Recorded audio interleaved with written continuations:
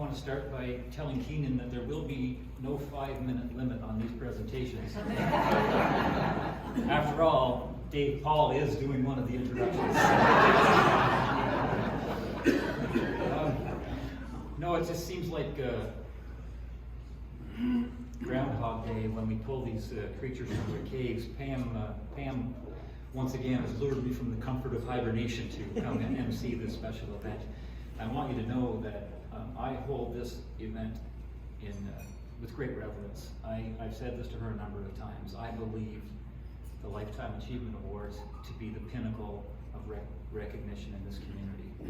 And we have worked very hard to make sure that the right people are being recognized and honored, and today is certainly no exception. I also want to say that I should perhaps be receiving some sort of hazard pay for coming here, because the last 3 in-person Lifetime Achievement Awards have not been kind to me physically. 2 events ago, I sprained my wrist the night before the event. Last year, I sliced my thumb wide open the morning of. And then this year, on the weekend, I took a puck to the face and I have this cut upper lip. So this is clearly not a safe space for me.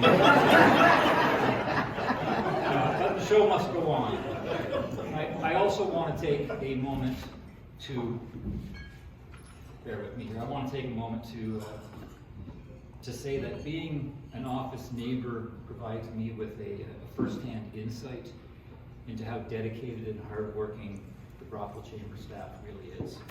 So I know that we've recognized Pam and her staff prior to me coming up here, but I do want to ask everybody to join me in offering the wonderful Pam Robinson and her entire team an appreciative round of applause for everything that they do.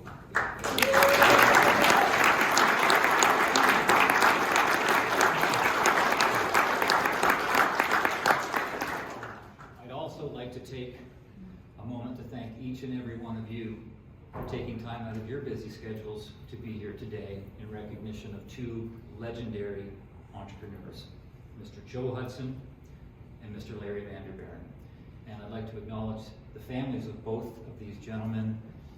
There's some of Joe's families over here, Larry's family over here. We thank all of you for being here.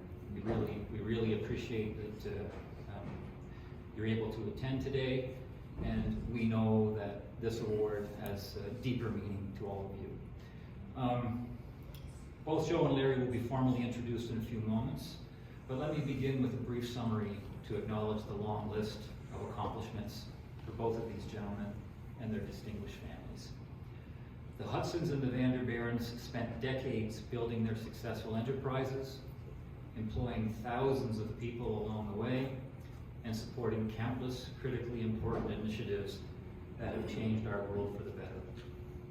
From Brockville General Hospital to the YMCA, from the Brockville Tunnel Restoration Project to the Aquatarium, from St. Lawrence College to Big Brothers and Big Sisters, and literally all points in between. These 2 families have their fingerprints all over the growth and development of this community, and I'm certain you'll agree that we owe them our endless gratitude and our deepest appreciation. Our first recipient this morning is the iconic Joe Hudson. Joe, unfortunately, is not able to be here today. As you know, Joe has had some health issues recently, but he is here today in spirit through his family, and I know that he's very proud to be honored with this award. He may have retired from his professional working life, but he most certainly never retired from his philanthropic one. The idea of giving back and caring for his community has always defined Mr. Hudson, perhaps more so than the business juggernaut he helped to build. His tireless work ethic, his commitment to excellence, his dedication to family, and his love of community have served Joe well throughout his career. It is with tremendous appreciation that the Brockville and District Chamber of Commerce selected him to be one of this year's Lifetime Business Achievement Award recipients. Joining in today's celebration are MP Barrett and MPP Clark, who have kindly provided ceremonial scrolls to mark this occasion. Michael, I don't believe, was able to stay, but he was here this morning, and that was a very kind gesture for him to be here. and also Mr. Gibbons is here from Steve Clark's office. We do appreciate his attendance as well, and we're always very thankful for our MP and our MPP and the hard work that they do for our region. So I'd like to read the scrolls that they have provided for Joe, if I can find a way to open this. Okay. So, beginning with the MP, Michael Barrett. Joe Hudson, as your Member of Parliament, I extend my most sincere congratulations on receiving the Brockville District Chamber Award for Lifetime Business Achievement 2023. Yours sincerely, Michael Barrett. And then from Mr. Clark,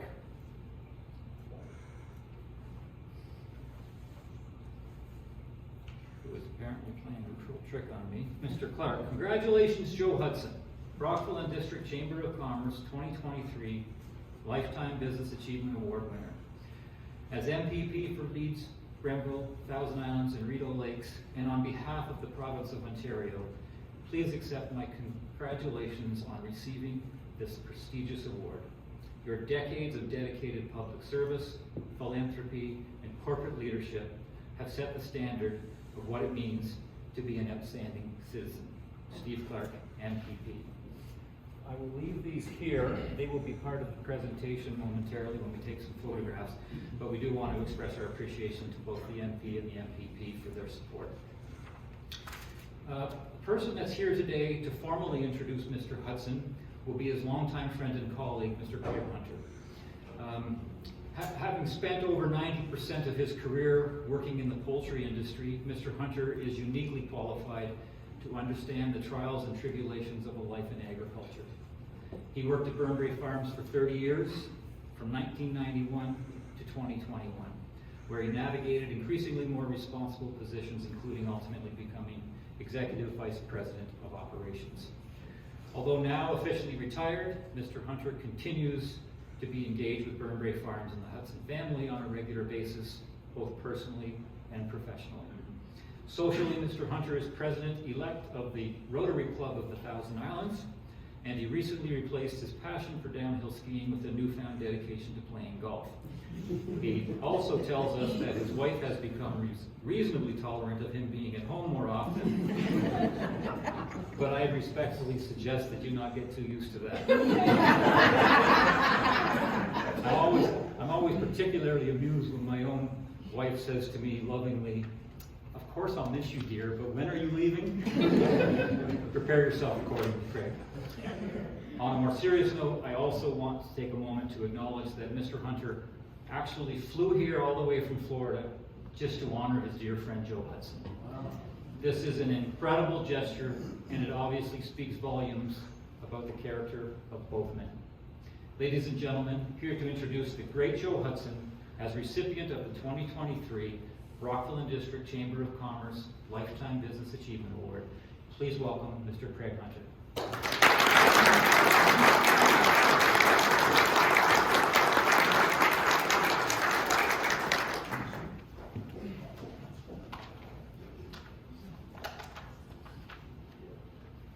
Well, thank you, Tom. And thanks for those words of advice as well. I'll take that under advisement. Susan didn't seem to be too upset that I left for a couple of days. So. Anyway, yeah, it's a new experience being retired, but however, Susan is my second wife, so I think I learned something along the way, so try not to make all the same mistakes. Anyway, good morning, everyone.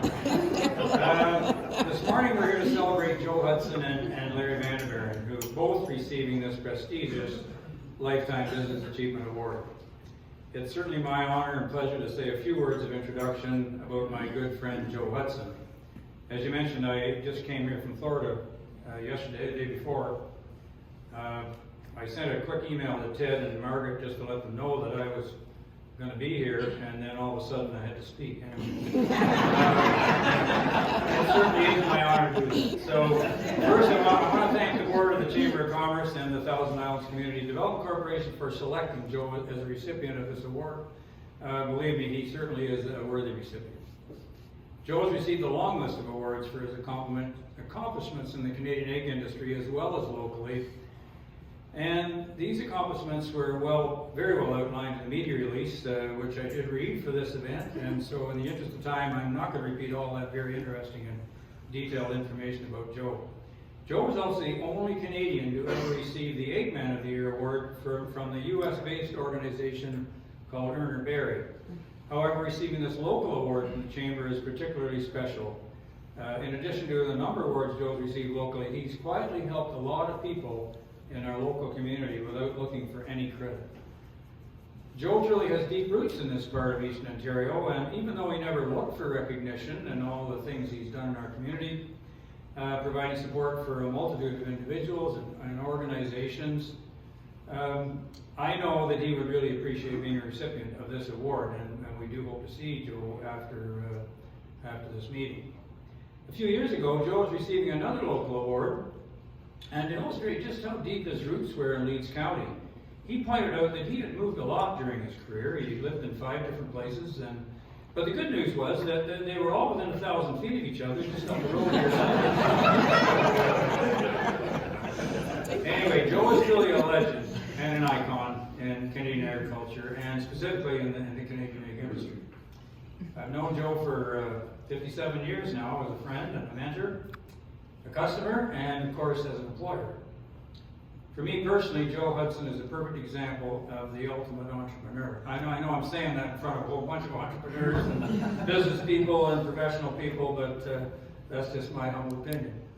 When he brought home those 50 chickens as a young boy in 1943, at the age of 13, primarily apparently to make some dough, as he told his sister, I doubt if he envisioned that this would lead to becoming Canada's largest producer and marketer of eggs across Canada. When I met Joe in 1966, I was working for Master Feeds, and he and his brother Grant had already grown their egg farm at Lynn from those 50 chickens to what was even then, in the 60s, the largest egg production and marketing business in Canada, primarily doing business in Eastern Ontario and a little bit of Quebec. His big break came into selling eggs to large grocery retailers came in 1956, when he convinced Steinberg's to be a customer and eventually become the preferred supplier to Steinberg's in all of Ontario and Quebec. I'm sure a lot of you here in this room remember Steinberg's, but they're long gone, as you know. However, going on from there, Joe established relationships across, I just lost myself here, sorry. I could tell too many stories about Joe, but it's a good thing I wrote it all down. Got too excited here. Yeah. Steinberg's was a big deal, I can tell you that much anyway, because I remember what happened. I can't remember what happened, but I remember Joe telling me the stories. The expansion of Burberry's market share over time in the egg business was primarily due to acquisition. And Joe always was viewed as a normal guy to sell out to. And that was an important part of Joe's expansion. Fast forward through the 70s and the 80s, while his brother Grant was close to home maintaining their successful farming and processing operations, Joe established relationships across Ontario and Quebec, eventually acquiring competitors' egg grading stations in Strathroy and Mississauga, and as well as at the same time building a grading station and farms in Quebec. This made Burberry the dominant producer and marketer of eggs all over Ontario and Quebec. Then fast forward through the 90s and the 2000s, this rapid expansion continued throughout Manitoba, Alberta, and British Columbia, and Burberry truly is a national company, which I think was always Joe's dream. I could tell you a lot of stories about Joe this morning, and somebody mentioned about long speeches this morning. I know I was given 15 or 20 minutes to speak, and it'll be cut in half, believe me. I actually had a good talk to Dave yesterday morning at Rotary, and he said he wasn't going to make his long either. So. Let's get right to that. These people have places to go, right? So. Anyway, I could tell you a whole pile of stories about Joe, but anyway, our time's limited. I see somebody else here this morning, Bob Anderson. He could likely tell you even more stories than I could tell, but anyway, there's some good ones. Among other things, Bob was very instrumental in the growth and the development of the further processing and the product development part of Burberry Farms. Somehow Joe always managed to put together a great team of people around him. Bob Anderson and Doug Barkley, I'm sure a lot of you remember Doug, along with many others, were absolutely instrumental to Burnbrae's success, especially in those early years. And of course, a very important part of that team included Joe's 5 children and extended family, who are all here today, and who over the past 30 years have continued to drive growth in every segment of this business. I truly believe that when Joe was able to work alongside these family members, working on acquisitions, integrations, new innovations, and so on, this gave him even more impetus to grow a business at a rate which I have to call exponential in the last 30 years.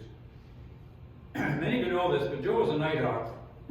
And if you knew Joe as a friend or a business associate, you could expect when the phone rang at 11 o'clock or later, quite often on a Saturday night, it was Joe wanting to chat about some new idea he's got or plans he had for tomorrow or maybe someday in the future. And when I started working at Burnbrae, I had to change my mental time clock a wee bit. So anyway, it all worked out somehow.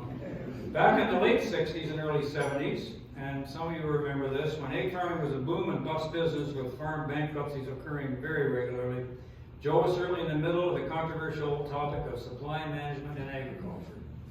An entrepreneur at heart, Joe was not in favor of heavy regulation in the egg industry. He knew that unless supply management systems of quotas was national, with a fair pricing mechanism and some type of border control, it would never work. In the beginning, because there was no border controls to stop or slow down cheap U.S. eggs, when every time U.S. egg prices dropped, he was against this proposed system. Then when border controls were brought in the mid-70s, then Joe became a supporter of this system.